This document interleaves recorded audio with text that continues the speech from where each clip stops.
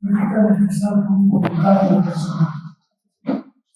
Permítame empezar a agradecer el trabajo que hizo Iván, el trabajo que hizo Jesús, para tratar de mantener el curso.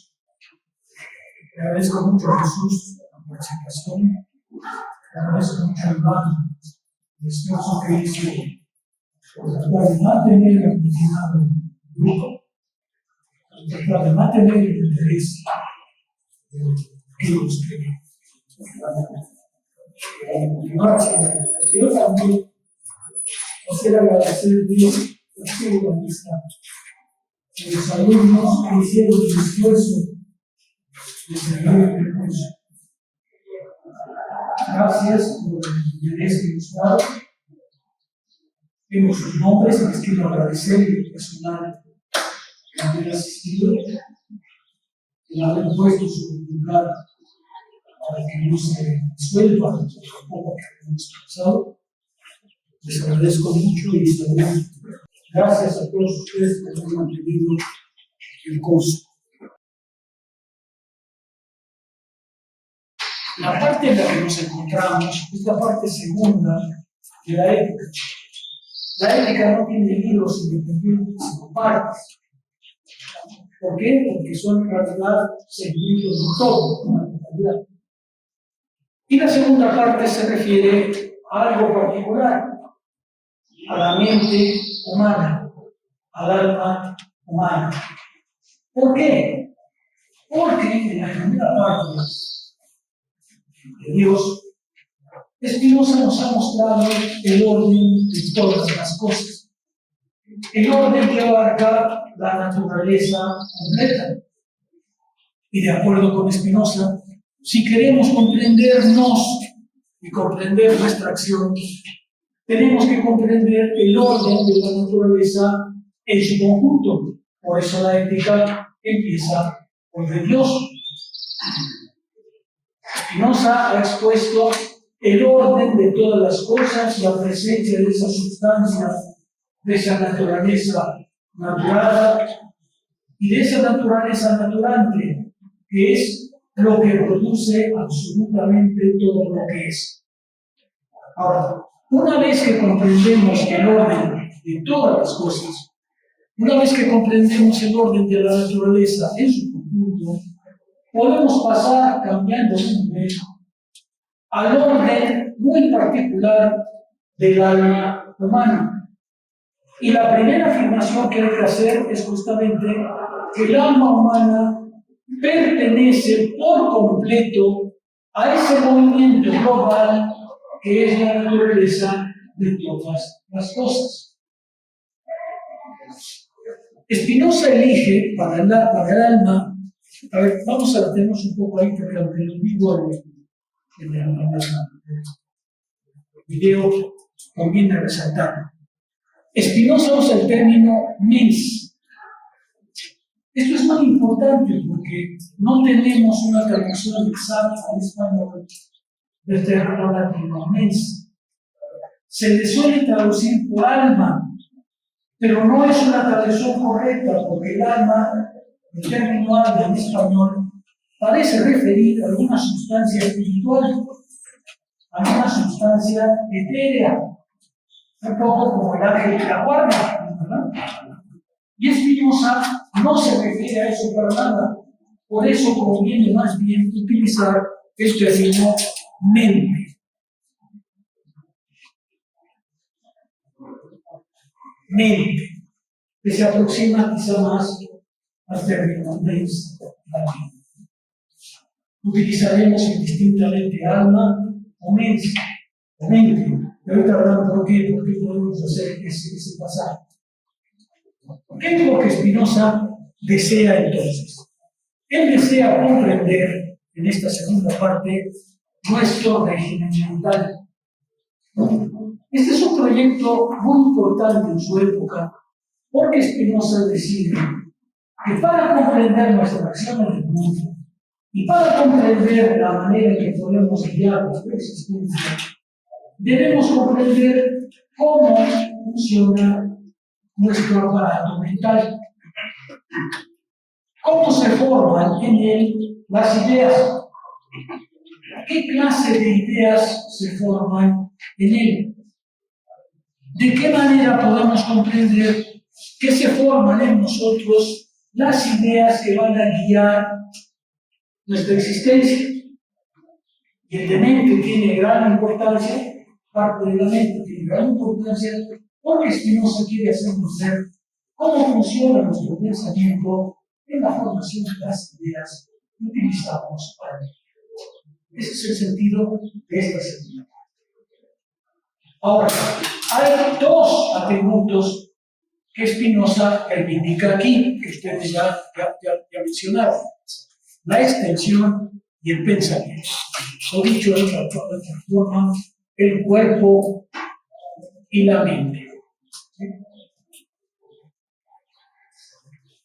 La segunda parte podría llamarse legítimamente de la mente y del cuerpo, porque Spinoza va a tratar de mostrar que somos una unidad de cuerpo y alma, pero que juegan ambas un papel distinto.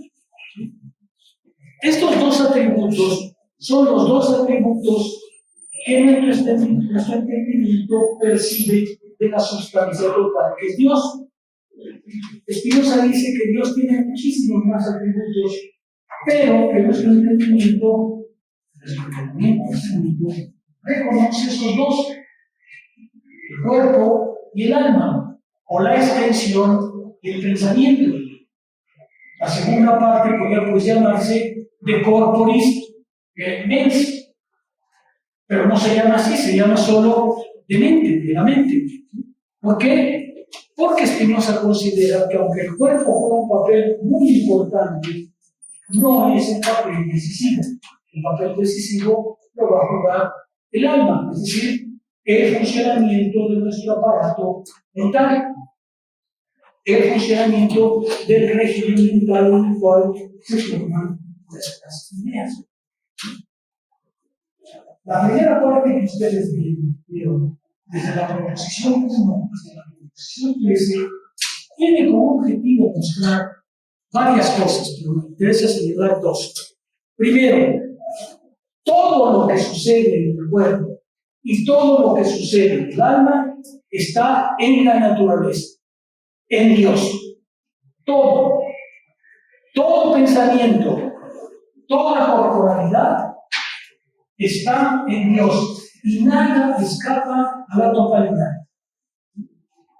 Todas las ideas que podemos tomar, todas las acciones del cuerpo que podemos realizar o sufrir, se encuentran en ese orden que es la totalidad. Y nada escapa a esa totalidad. Es decir, Spinoza nos está diciendo: toda acción corporal y toda acción mental está inscrita en un mismo horizonte global en el que todo está contenido. No hay una idea fuera de él, no hay un cuerpo fuera de él, porque todo eso está en la naturaleza, es decir, en Dios. Segunda cuestión muy importante: el cuerpo y el alma son dos atributos infinitos, es decir, contienen la totalidad de los actos corporales y los actos mentales, pero son dos atributos separados que no hacen influencia uno del otro. Ni el cuerpo afecta al alma, ni el alma afecta al cuerpo. Son dos atributos que tienen una existencia separada, independiente, siguen su propio régimen causal y sin embargo los dos pertenecen por un único movimiento a la sustancia. Ya volveremos sobre ese punto, porque es uno de los puntos más álgidos de la filosofía de Spinoza. Tercer elemento muy importante: nosotros somos seres finitos, pero pertenecemos a Dios y sin embargo no somos iguales a la sustancia. La sustancia, o Dios, o la naturaleza, es una totalidad autosubsistente, autoproductiva, con un movimiento propio que no dependen de ninguna otra cosa. Nosotros, en cambio, somos modos, es decir, seres finitos. Somos modos de esa sustancia. Somos modos de esa totalidad. Somos la manifestación finita de esa totalidad. Déjenme dar una vuelta a esto para ser un poco más claro, tratando de darles ejemplos más lineales. Spinoza está diciendo, miren, nuestro cuerpo pertenece al orden de la naturaleza, es uno de los atributos de extensión. Todo lo que está en nuestro cuerpo pertenece a ese orden natural. No hay en nuestro cuerpo nada que escape a ese orden natural que es la naturaleza misma. Spinoza no puede hablar de evolución humana, pero tiene claramente la idea de que los seres humanos forman parte de la naturaleza y nada de su cuerpo escapa a ella. Segundo, todo lo que podemos pensar, la infinitud de ideas que podemos tener, también pertenecen a ese régimen de la naturaleza. Es decir, nuestro pensamiento no es una dádiva de Dios, es parte de la naturaleza que nos constituyó como los seres que somos. Ciertamente somos seres finitos, pero al pensar, estamos inscritos en esa totalidad de Dios que es la cosa pensante, y nuestros pensamientos, cualquiera que estos sean, pertenecen a ese orden global. ¿Sí se ve?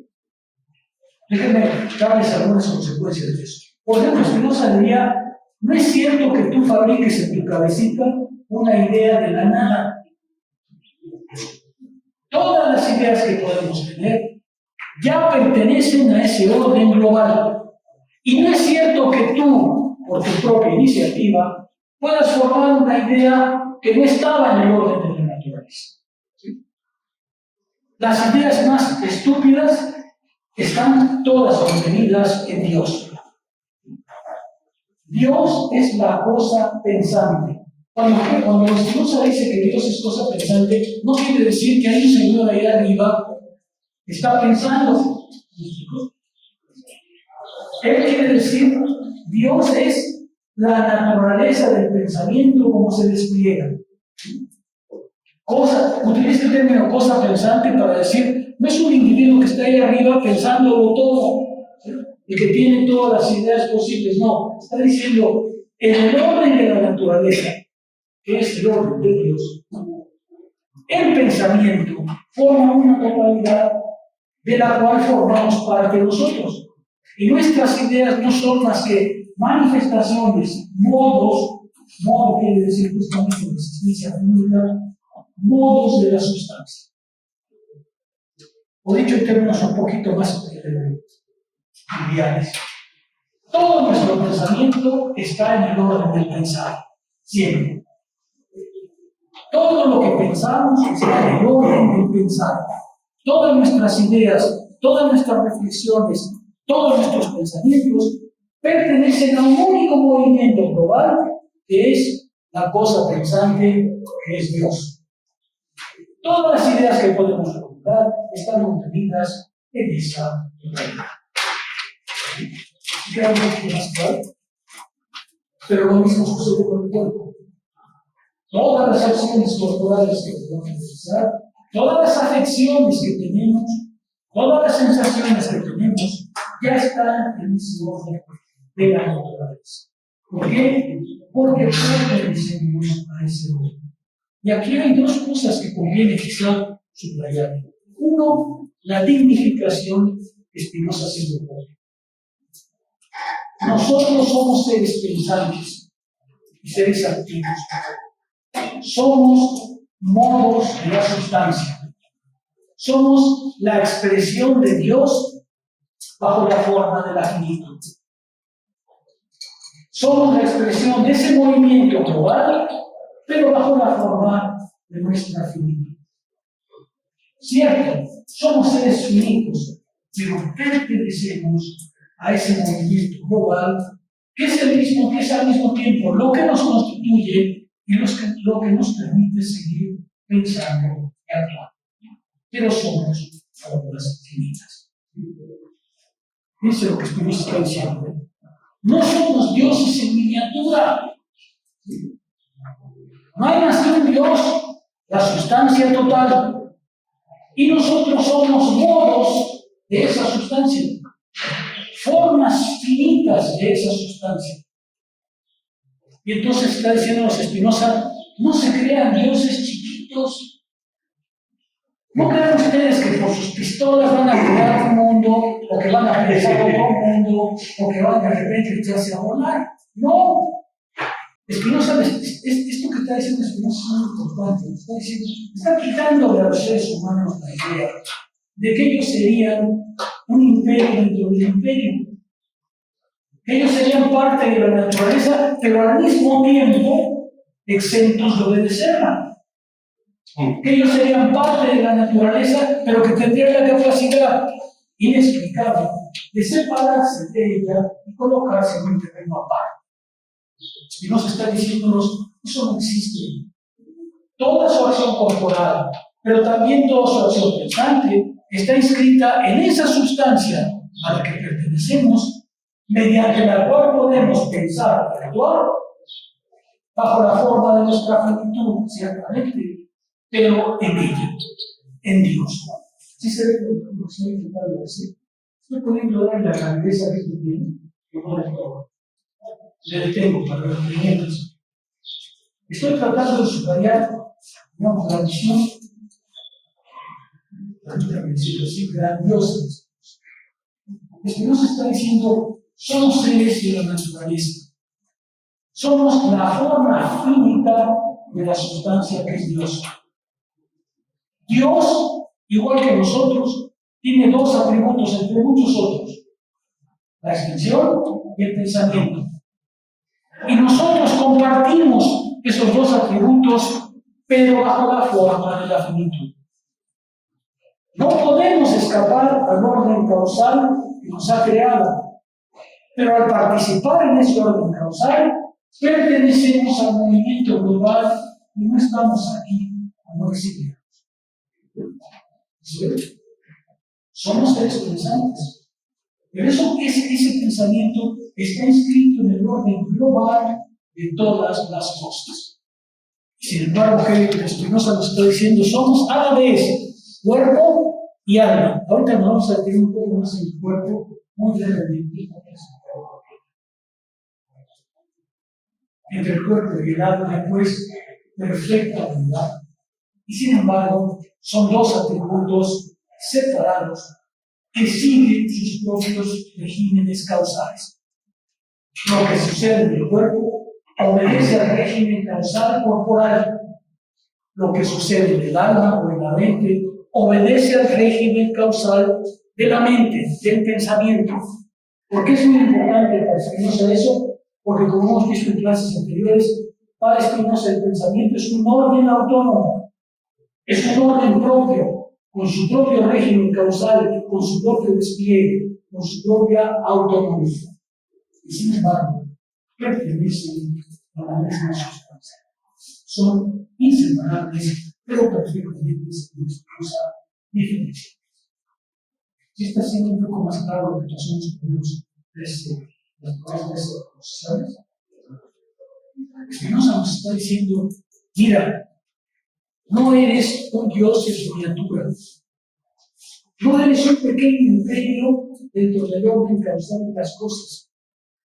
Eres parte del movimiento global que hace que todo ser viviente, recto, y todo ser pensante, según Spinoza, todos los animales tienen alma.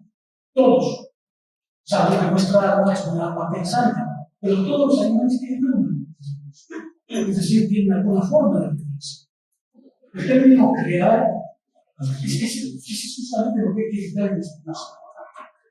Dios, por la naturaleza, no es un individuo o un algo que un día decidió crear a los seres humanos.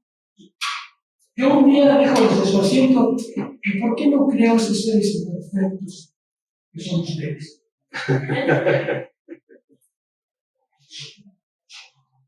Un día se le ocurrió, no tengo nada que hacer, ¿qué tal si hago seres humanos?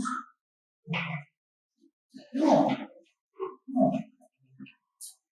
Dios o la naturaleza no es un algo personalizado, ya lo sabemos desde el tratado de la naturaleza.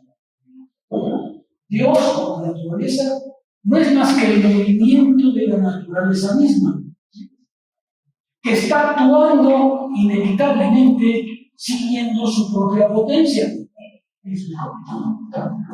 siguiendo su propio régimen causal. No es que Dios decidiera, a ver, ¿por qué no les pongo dos cabezas? Gastarían más en maquillaje. Tendría que comprar dos juegos de lentes, ¿verdad? Tenía que peinarse mucho más tiempo, ¿verdad? Al bañarse tendría que echar más champú. Dos cabezas, nada más, cuatro ojos. La naturaleza ha despegado un orden causal, siguiendo sus propias leyes, y ha producido los seres que ha producido por su propia potencia, y no podía producir otra cosa, y no podía guardarse ningún misterio. Por ejemplo, en las filosofías medievales, muchos filósofos decían, es que Dios es la extrema potencia. Podía haber creado muchas más cosas de las que hay. Creó las que hay, pues porque así le vino bien. ¿Sí? Pero en realidad podía crear muchísimo más porque es absolutamente potente. Respuesta de Spinoza, no. No.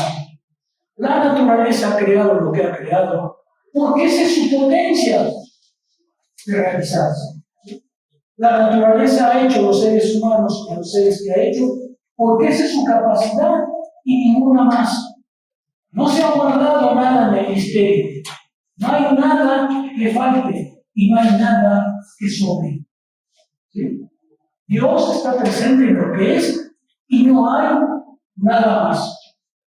¿Sí queda más claro? Sí, entonces sí tiene sentido, o tendría sentido cuando alguien dice, oh, ¿por qué reducir familiar? Y dice, bueno, así tienen que ser las cosas, es lo que tiene que pasar, ¿no? O sea, entonces tendría que servir esa frase, el orden natural o Dios así lo quiso. El orden así fue avanzando. Recuerdo otra vez el ejemplo del sujeto al que le cae una peja en la cabeza. Spinoza nos dijo, no es que Dios haya decidido matar al hombre echándole una peja en la cabeza. Es que sopló el viento, y es que las casas las hacemos con tejas, y es que pues así es como aprendimos a construir, ¿no es cierto? ¿Sí? No, otra vez, quítense la idea de que la naturaleza es una voluntad que se expresa. No hay tal cosa. El esfuerzo de Spinoza ha sido desterrar esa idea de Dios antropomórfico. Quítense, por favor, esa idea desde ahora. Justamente también decía que Dios la naturaleza actuaba por necesidad y que incluso algo que constituye nuestra esencia no puede ser la existencia porque dentro de, igual que con Dios, porque dentro del orden de la naturaleza, incluso de esa necesidad de actuar dependería que existiéramos o no. O sea que nosotros no cambiamos nada dentro del orden de la naturaleza. Sí, hay una parte, recuerden que hay una proposición en la que les dijo, la esencia del ser humano no incluye la existencia. En el caso de Dios, la esencia de Dios sí incluye la existencia. Pero en el caso de los seres humanos, no. Estamos aquí porque el orden de la naturaleza nos produjo, pero podríamos perfectamente no estar, porque no hay en nuestra esencia ninguna Dios en nuestra existencia. Eso no quiere decir que no somos necesarios en el orden causal.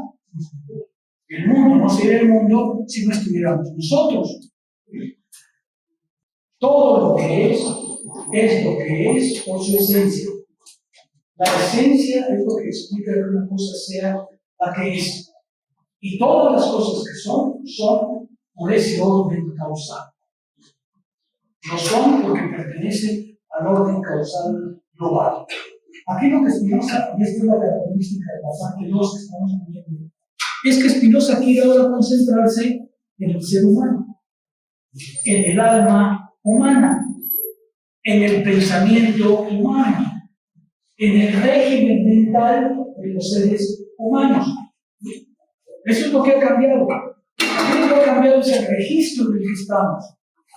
En la primera parte nos explicó el orden de la naturaleza global. Ahora quiere explicarnos el orden al que pertenecemos nosotros como modos de la sustancia. Es decir, en tanto que seres corporales y en tanto que seres pensantes. Esa es la parte que estamos tratando de este tema. ¿Queda claro? ¿Sí? No me voy a quedar mucho más en las conclusiones 1.13, porque se supone que esas son las que vinieron comentaron todas estas semanas. Por eso, porque tienen especial pregunta, no es ¿qué? Lo que haces. El ser humano es cuerpo y mente, con una diferencia que quizá conviene señalar desde ahí. Los comentaristas han dicho, creo que es verdad, que la idea que tiene Spinoza del cuerpo está muy vinculada al conocimiento de la época, al conocimiento de la civilización. Y por eso no me voy a detener demasiado ahí, porque las ideas que tiene Spinoza sobre el cuerpo son ideas ya muy caducas, que obedecen al conocimiento del siglo XVII. Yo pretendo mucho más colocarlo en el régimen mental, es decir, en el alma.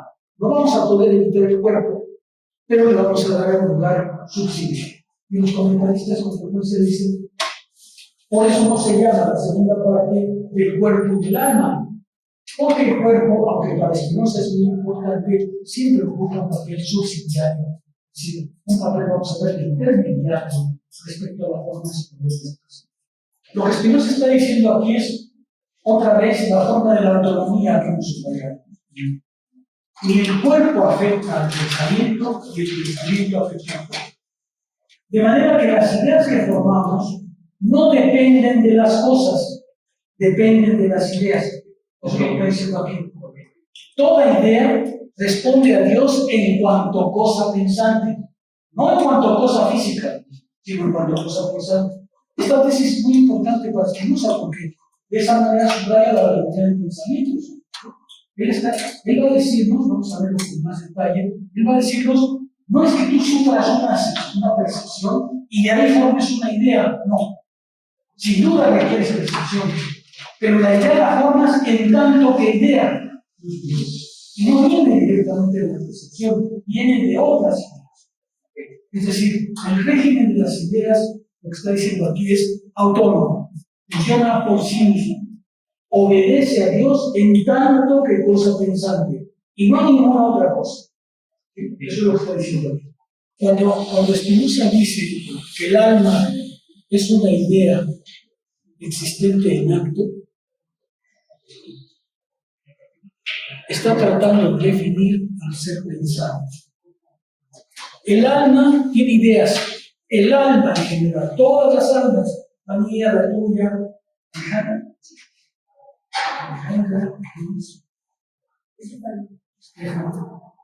Estefano tiene alma, yo tengo alma, tú tienes alma, todos tenemos alma. El alma es ideas. Cuando la idea se convierte en una existencia en acto, ya estamos hablando de un ser pensante. Es una idea de un cuerpo activo. Es la idea que tú tienes, tu idea. Eso es el alma. Ya no es el alma en general, sino tu alma. Gracias.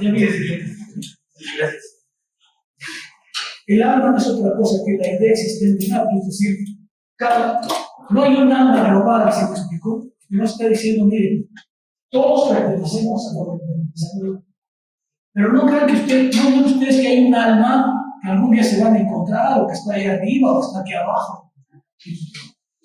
Está en cada uno de los seres pensantes, pero al mismo tiempo es universal.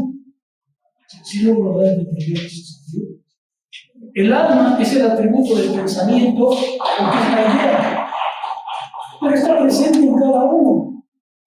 Y no hay un alma en ninguna parte, ¿no? A pesar de las canciones de Luis, no hay una alma que está por ahí, ¿no? Mi alma es el atributo del pensamiento reflejado. Vamos a la proposición 7. El orden y colección de las ideas es el mismo que el orden y colección de las cosas. Esta es una tesis extremadamente complicada en Spinoza. Spinoza está diciendo por qué el orden de las ideas es el mismo que el orden de las cosas. Porque para Spinoza es muy importante caracterizar la verdad como concordancia entre el ideato y el pensamiento. Spinoza está diciendo, mira, la verdad es un producto del pensamiento. No es meramente el pensamiento, es el pensamiento de las cosas. ¿Sí? Ahora, Spinoza nos ha dicho, uno es el orden de las cosas, uno es el orden del ser, y el otro es el orden del pensar. ¿Cómo pueden entonces entrar en concordancia? ¿Cómo podemos saber que lo que decimos de algo es la verdad? Spinoza nos está diciendo, porque el orden del pensamiento y el orden de las cosas es el mismo. ¿Y por qué es el mismo? Porque pertenecen a una única sustancia, a esa sustancia que es Dios. Spinoza está diciendo que la verdad que produce el pensamiento es la verdad de las cosas. No es una verdad imaginaria como en Kant, no es la verdad que produzco en mi pensamiento, pero que no toca a las cosas.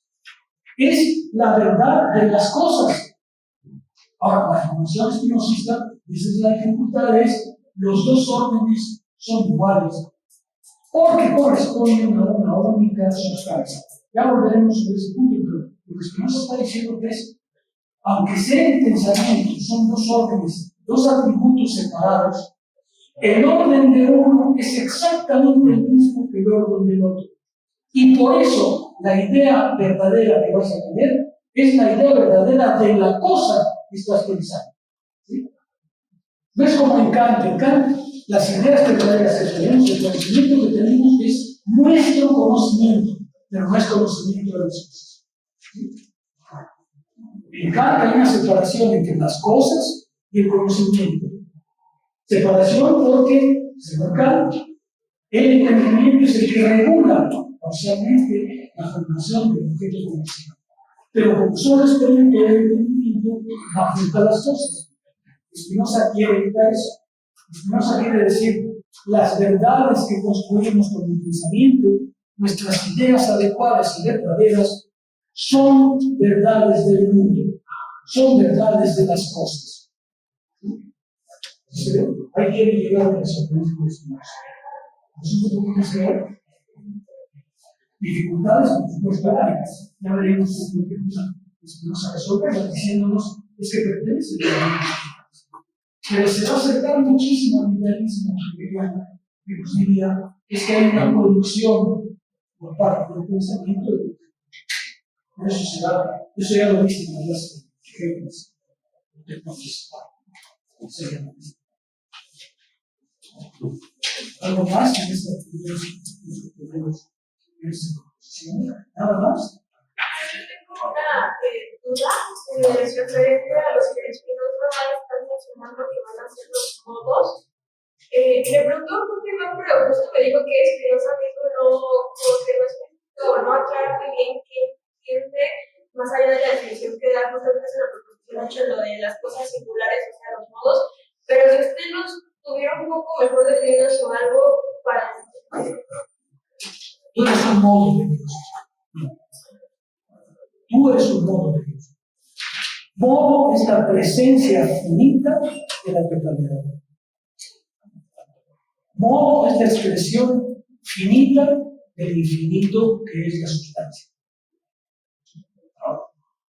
Va a haber un problema filosófico muy gordo ahí, porque ¿cuál es la relación de la sustancia y el modo? Ese es un problema distinto.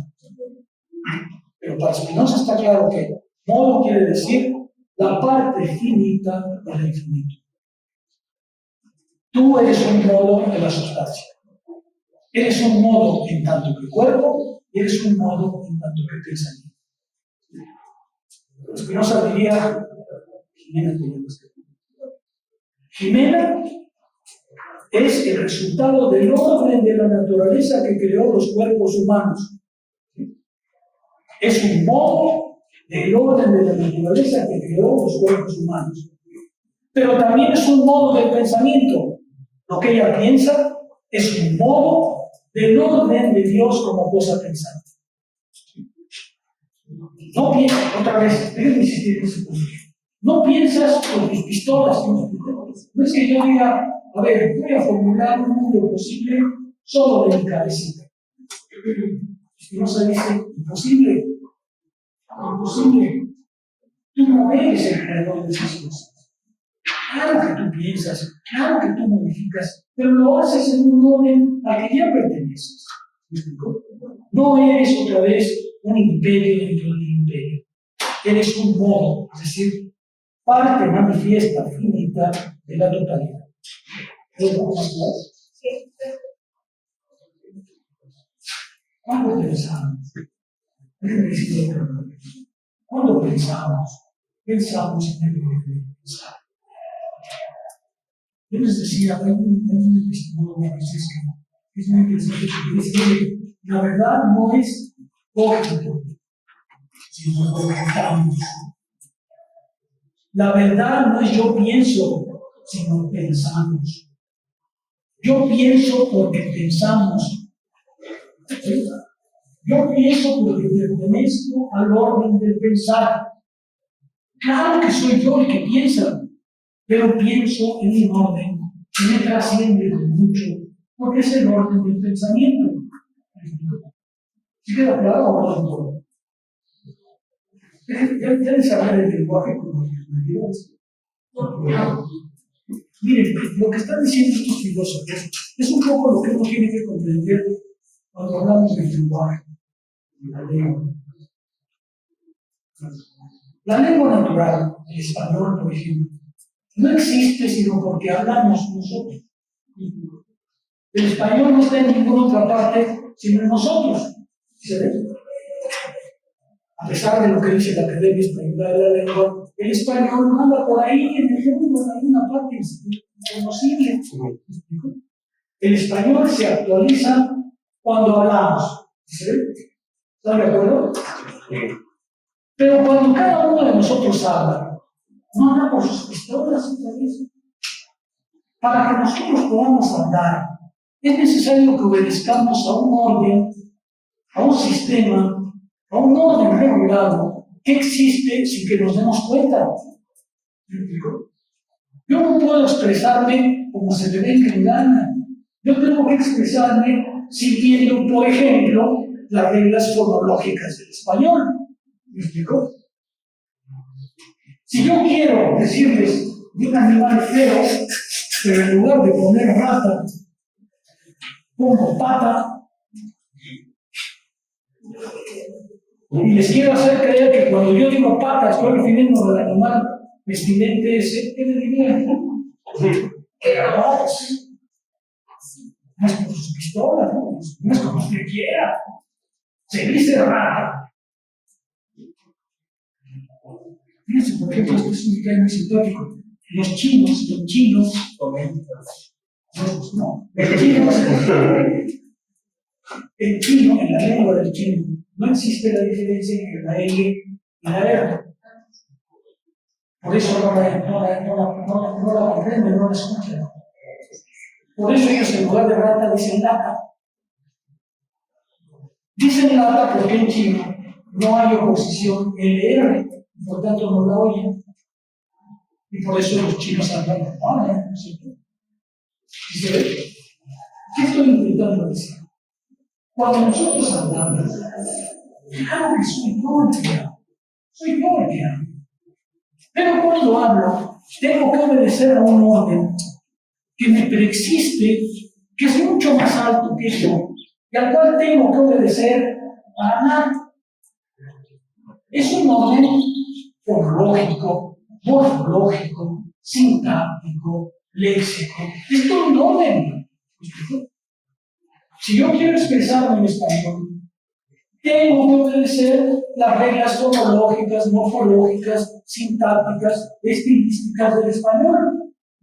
No me doy cuenta, pero lo tengo que hacer, porque si no, no me expresaría en español. ¿Sí se ve? La lengua no existe más que porque yo hablo.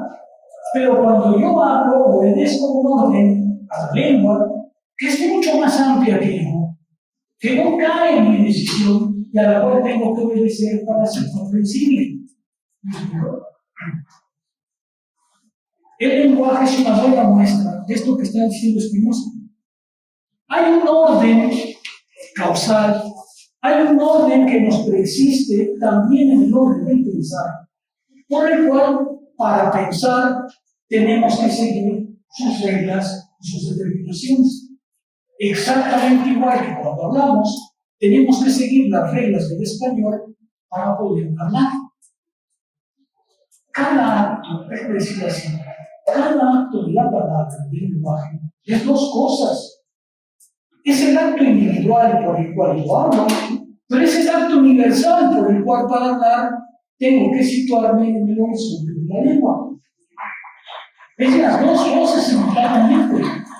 No lo decidimos porque creemos que hablar depende de mí. ¿Sí? Soy yo el que hablo, más o menos. Y desde esa convicción. De lo que no me doy cuenta es que cuando hablo, echo a andar un mecanismo mucho más fuerte, mucho más amplio, que me preexiste por mucho, que sin duda puedo alterar, pero que me preexiste, y que hace que, para poder ser expresable, tenga que obedecer ese orden.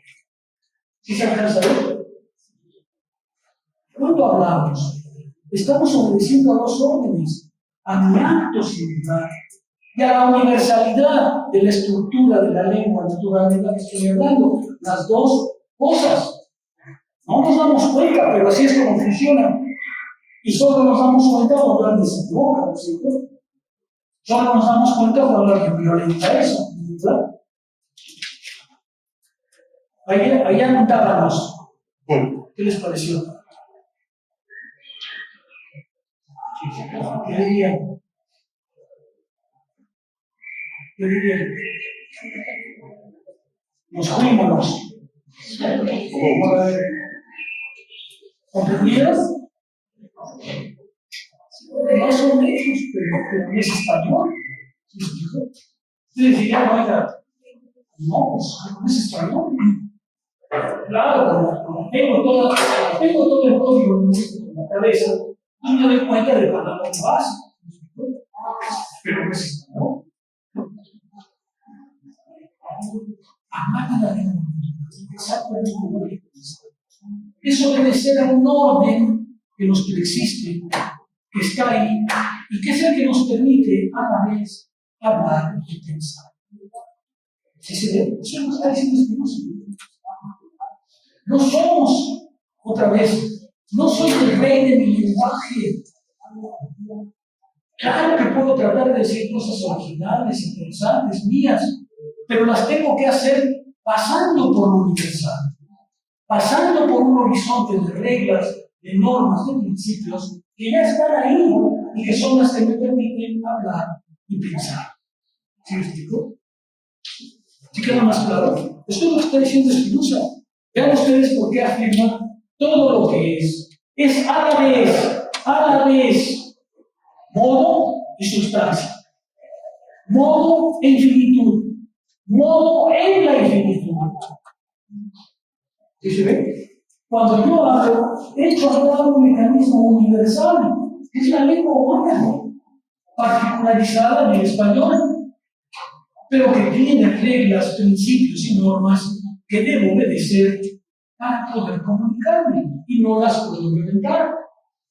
Porque si las violento, dejo de estar en ese orden universal.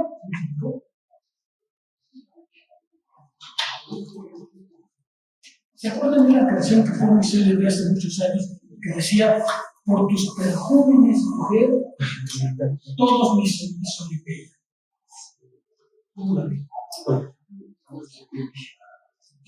Y en el enemigo usted quería decir, ¿no?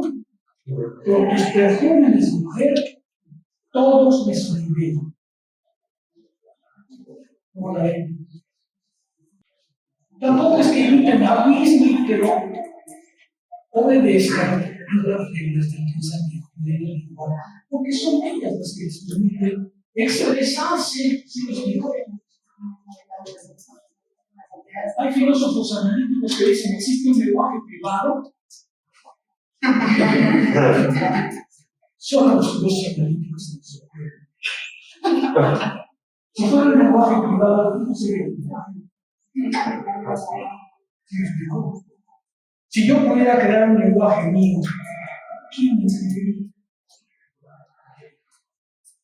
Para que nosotros podamos hablar, tenemos que compartir un código, tenemos que compartir un sistema, tenemos que pertenecer a una sustancia que es el lenguaje. Eso no está diciendo Cristo. Exactamente igual que hablas, porque hay un orden del lenguaje. Piensas porque hay un orden del pensamiento. Y tus ideas, aún las más originales, aún las más propias, pertenecen al movimiento global de pensamiento. La verdad no es lógica, sino cogitamos. ¿Sí? Cada uno de nosotros también piensa, pero lo hace en un horizonte al cual tiene que obedecer, sobre todo si quiere violentar. Sobre todo si quiere violentar. Es el trabajo del poeta, ¿no? Tomar el español, tomar la lengua natural y decirnos cosas que no habíamos escuchado. Pero tienen que ser cosas que sean comprensibles para nosotros, porque si las dice en una lengua inverosímil, el trabajo del poeta y del literato es eso, es buscar nuevas formas de expresión del lenguaje que compartimos y sin embargo se puede expresar. ¿Tiene que conocer muy bien la lengua? Claro. El poeta que quiere evitar el español y expresarse, ¿qué va a hacer? ¿Sí lo explico? ¿Sí queda pasado? El hecho que dice que todos pensamos porque pertenecemos al mismo orden causal de Dios, se puede vislumbrar un poco más lo que decía Spinoza sobre la democratización del conocimiento en el tratado de la forma del conocimiento, en el sentido de que todos podemos acceder a ese mismo orden causal en cuanto somos causados por él. La única condición para llegar a eso es el esfuerzo. El esfuerzo de pensar. Déjame decirlo otra manera. Spinoza está diciendo, hay que aprender a pensar. Pensar no es nomás echar el calembre y a ver qué sale. Pensar es aprender a pensar.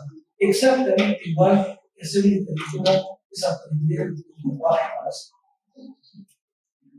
Hay que aprender a pensar. Pensar es un acto autónomo, espontáneo, original. Pensar es saber insertarse en ese orden de pensamiento al que pertenecemos. Sobre todo, si quieren decir algo. Sobre todo, si quieren alterar ese orden. ¿Sí se ve? ¿Queda un poco más claro? Eso es lo que han visto en las primeras 13 proposiciones. Me voy a ver, mi propósito hoy, a ver si es lógico, es recorrer muy rápidamente las proposiciones que van de la 14, a ver si sigo esto, primero de la 14 a la, no me voy a detener del todo en ellas, pero a la 23. Mi idea es hoy formular una tesis que para Spinoza es extremadamente importante, que es, para comprender nuestro régimen mental, hay que entender de qué manera se forman nuestras ideas. Todas nuestras ideas. Todas nuestras ideas. Spinoza va a decirnos, somos modos pensantes. Somos seres pensantes, pero no siempre pensamos de la misma manera. Está en nuestra capacidad, uno, pensar, porque siempre somos seres pensantes, pero también formar ideas adecuadas, es decir, formar ideas verdaderas. Y Hegel lo que va a intentar es mostrar, Spinoza va a intentar mostrar el vínculo entre las ideas en general, que él va a llamar de la imaginación, y las ideas adecuadas o verdaderas. Porque Spinoza lo que quiere decir es esto: tú siempre pensarás que quieres ser pensado, pero para alcanzar la verdad tienes que prepararte para cierta clase de ideas, que son las ideas adecuadas o verdaderas. ¿Sí queda claro? Por eso llamaré a esta parte, siguiendo a los comentaristas de Spinoza, las formas de la actividad pensada.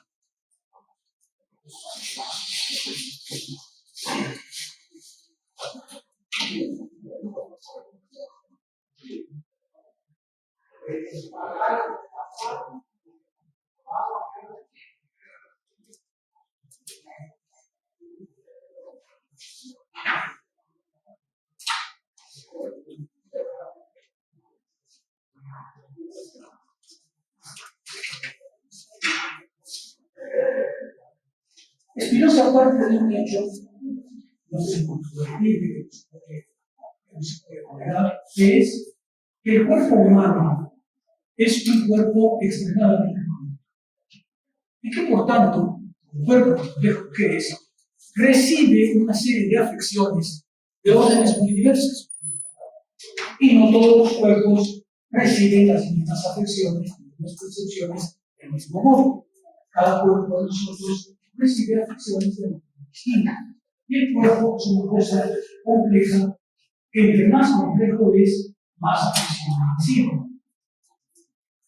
No entraré demasiado en esta presentación, simplemente me interesa mostrarles que para Spinoza el cuerpo es necesariamente aquel pasaje de las afecciones, aquel pasaje por las afecciones que hace que se empiece a formar nuestro régimen mental. Pero lo que importa es justamente con ese cuerpo complejo que tenemos, de qué manera se forman las formas de la actividad pensada.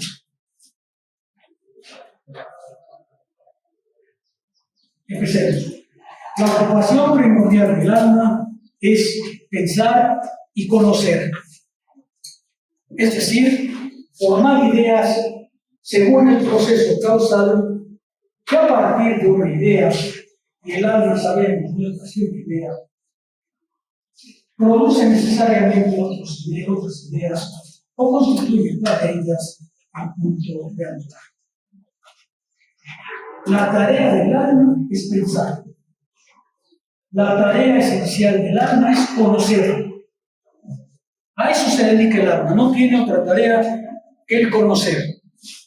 Y conocer es seguir el régimen en que se producen las ideas, porque, como sabemos, el alma misma es una idea existente en alma.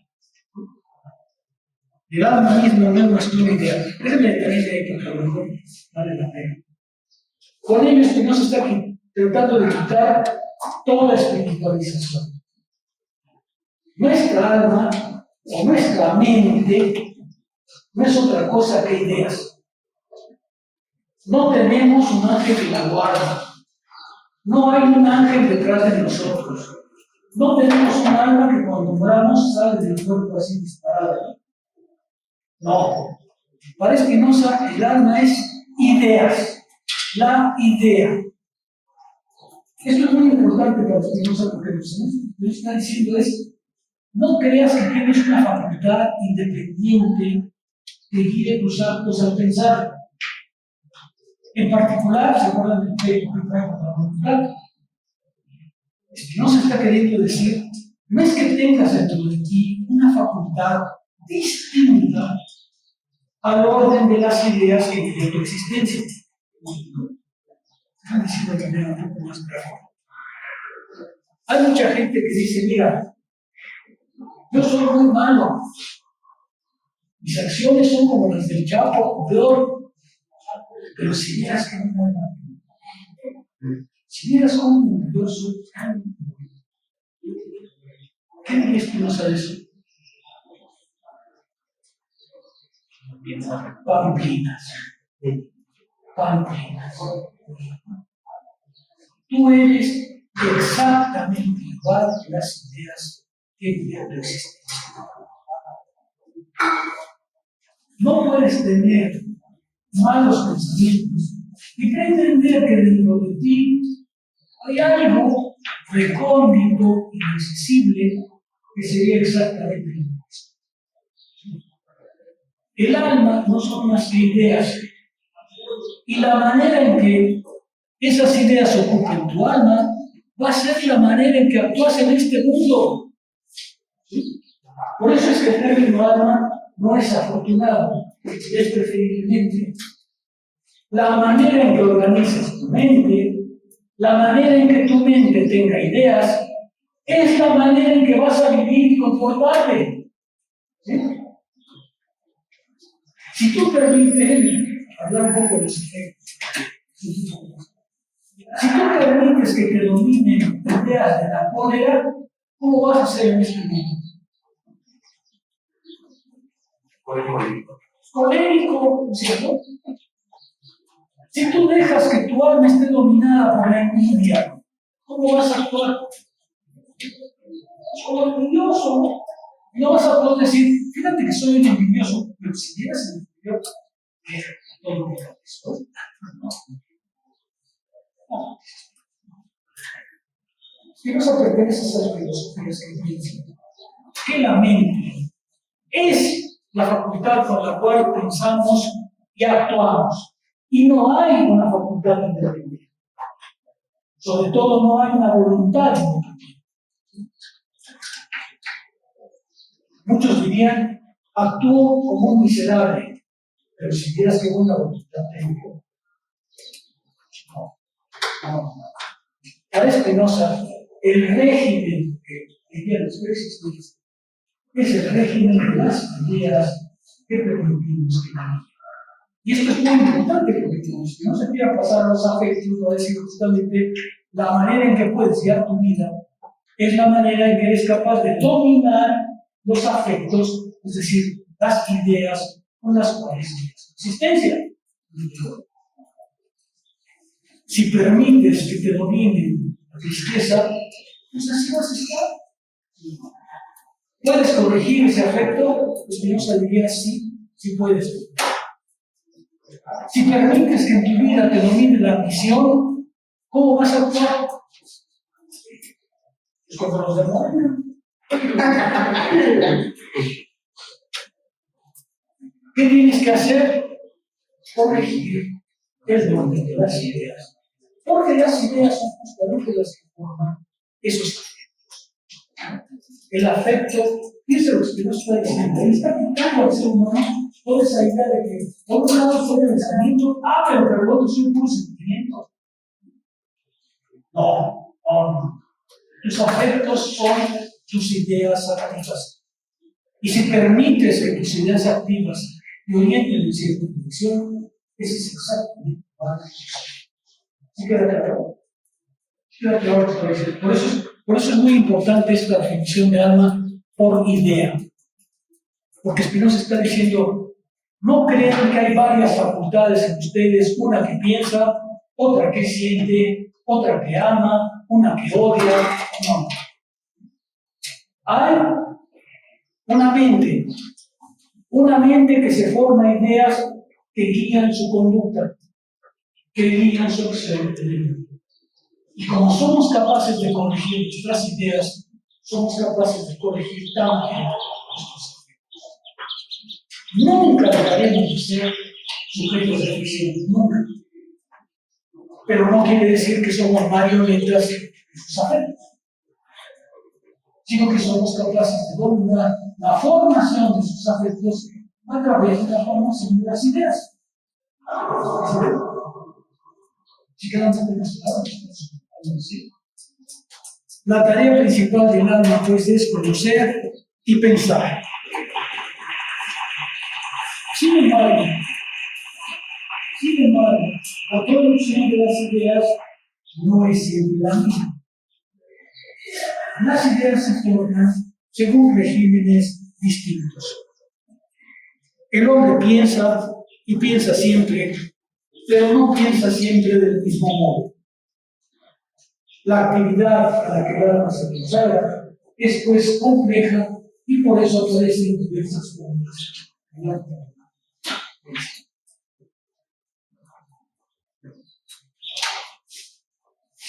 La primera de esas formas a las que voy a referirme hoy, Spinoza la va a llamar, y eso es, lo digo de una vez porque va a ser el objetivo al que trate de llegar, es la imaginación.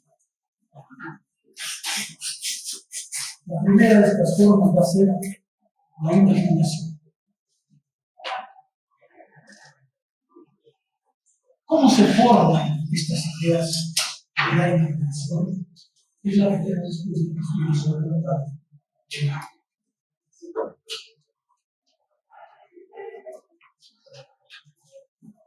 El alma tiene pues dos, por lo menos dos formas probables de pensar. La primera, la imaginación, depende justamente o es el reflejo de nuestra conciencia común, de la conciencia con la que vivimos todos los días. La imaginación no es otra cosa que las ideas que nos formamos y que el tratado de la forma del entendimiento llamaba percepciones, oídas, accidentes con los que nos encontramos. Y la misma forma ideas. Forma ideas, ya lo sabemos, porque hay cosas que le comunican, porque hay cosas que percibe, que reconoce, que ve, pero que no reflexiona o simplemente le recibe pasivamente. Y esa es una forma de acción del alma. ¿Es esta la única forma en la que el alma piensa? Spinoza dice, no. El alma es capaz también de producir objetivamente, conocer activamente los objetos, tal como son en sí mismas, según un régimen mucho más elaborado, un régimen propiamente racional y ya no imaginar. Déjenme tratar de ser claro de esta parte. Las formas de la actividad pensante. El alma piensa y el ser humano piensa siempre, pero no siempre piensa de mismo modo. Hay un conjunto de ideas que se forman en nosotros que trataba la reforma del entendimiento y llamaba conocimiento de oídas, conocimiento que se nos da, cuando recuerdan el intelecto está pasivo y solo percibe. Son las ideas con las cuales vivimos nuestra vida cotidiana. Son las ideas por las cuales reconocemos a nuestro padre, a nuestros hermanos, a nuestros amigos. Son las ideas con las cuales percibimos y vivimos un mundo que es objetivamente lo que es. Ahora, ¿solo ese régimen mental existe? Spinoza dice no. Hay, además de este régimen llamado imaginación, que no se puede explicar, hay además de este régimen llamado imaginación, un régimen mucho más elaborado, por el cual somos capaces de formar ideas adecuadas, ideas verdaderas. Ya hablaré de la definición de ideas verdaderas. Por ahora, no les escuchamos. Hay un régimen por el cual somos capaces de conocer, dice Spinoza, las cosas como son, los objetos en su verdad, la esencia de las cosas. A ese régimen que se llama racional, a ese que debemos hacer. Pero tenemos que comprender el vínculo entre los dos regímenes, porque los dos valen en nuestra alma. Nadie vive la verdad las 24 horas al día. Nadie. Y sin embargo, somos capaces de alcanzar la verdad. ¿Creen ustedes que yo me paso el día hablando así con ustedes? No. Hay demasiadas imagínense ustedes soportar un curso de 24 horas. No hay manera.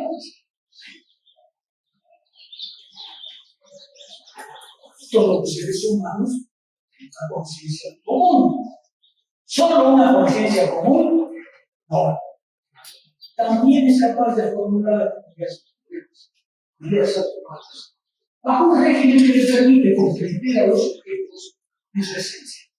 comprendernos su verdad. Y para Spinoza, esa es justamente la idea de la filosofía.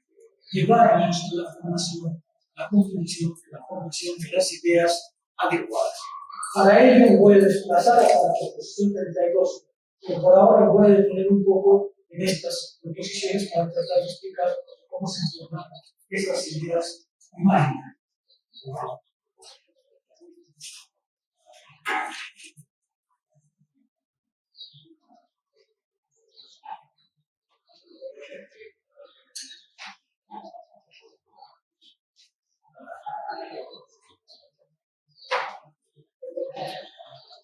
Para Spinoza esto es muy importante comprender, por una parte, cuáles son las dos funciones que dan la cumbre, porque esto tiene una gran cantidad de consecuencias éticas y políticas. Si comprendemos el régimen de formación de las ideas, la naturaleza y la potencia del alma, pues entonces podemos orientarnos hacia las acciones libres del alma, hacia las acciones autónomas del pensamiento que permiten alcanzar la verdad. Y para ello tenemos que detenernos en la formación de estas ideas de la imaginación. Todo empieza, dice Spinoza, con el conocimiento inmediato.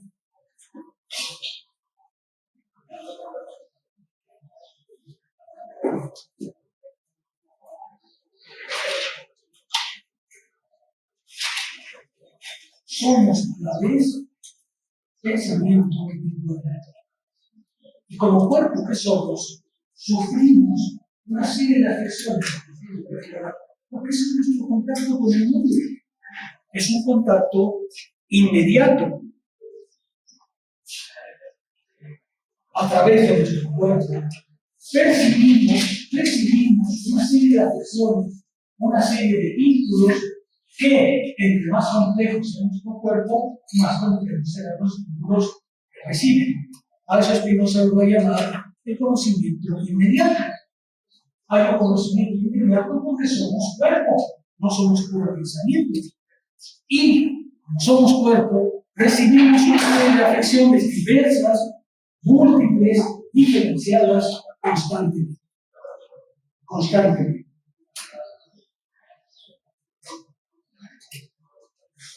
Es la forma normal de vivir. Es la forma ordinaria en la que de ese modo nuestro pensamiento empieza a mover.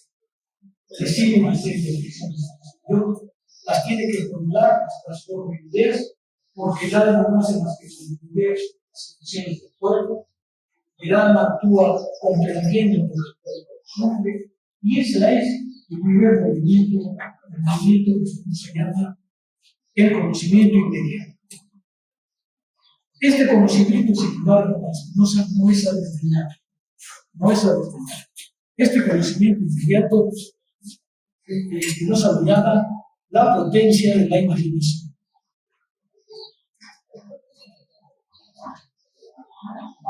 Déjenme empezar por esta tesis, que creo que es muy importante. El ser humano piensa siempre, pero no siempre piensa con nada. Por una parte, sus pensamientos no son otra cosa que afecciones pasivas que reciben del exterior. Se forman las ideas de acuerdo con las intenciones que surgen. Se forma, pues, un conjunto de ideas. Las tiene que transformar en ideas. No recibe directamente del objeto exterior, tiene que las transformar en ideas. Pero así es como empezamos a pensar. Empezamos a pensar con conciencias comunes. A eso nos va a dar imaginación. Pero además, dice Spinoza, somos capaces de darle a nuestro pensamiento, a nuestra mente, una forma más acabada, más ordenada y universal, que es justamente la conclusión de las ideas controladas.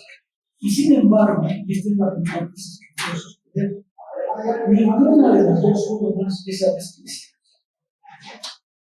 Esto para Spinoza es muy importante. Spinoza no dice que la conciencia común, que las ideas de la conciencia común no valen nada. No. Spinoza dice que ese es un orden propio de la conciencia. No es un orden a despreciar. Ustedes no se la pueden pasar en la ventana, en las ideas. Viven en conciencia común. Y esas ideas, que son las primeras ideas, las ideas de liberación, son también una parte del orden del mensaje. No se puede alcanzar, ¿verdad? Sino contando con estas ideas, partiendo de estas ideas.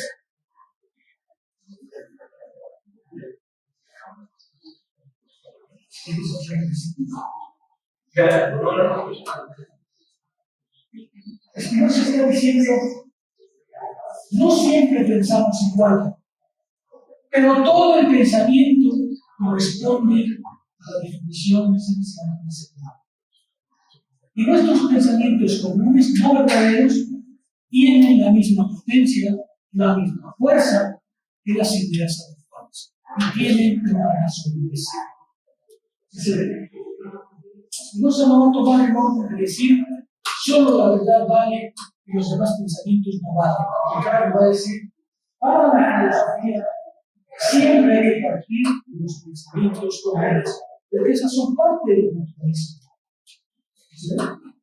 Entre la imaginación y el conocimiento hay una separación. Pero esa separación no anula la importancia de la imaginación. Hay que comprender los necesidades para poder ellas transformar los entendimientos hasta alcanzar las ideas. Así es. ¿Sí queda claro?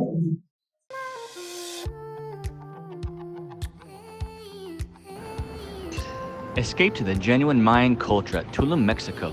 Casa Bix Abil was inspired by ancient Mayans' way of life, originated in the 12th century. The name Bixabil means, how is your path in life? Those are the words used by Mayans people to say, today in modern culture, hello. The meaning of our place, it's invite you to reflect your path in life by experiencing the unique Mayan stay. Live in a Bix Abil community, feel at home. Our place offers you the opportunity to connect to other people by Mayans experience. Perfect to families and friends for travel. Kids welcome and friends groups until 6 persons by room.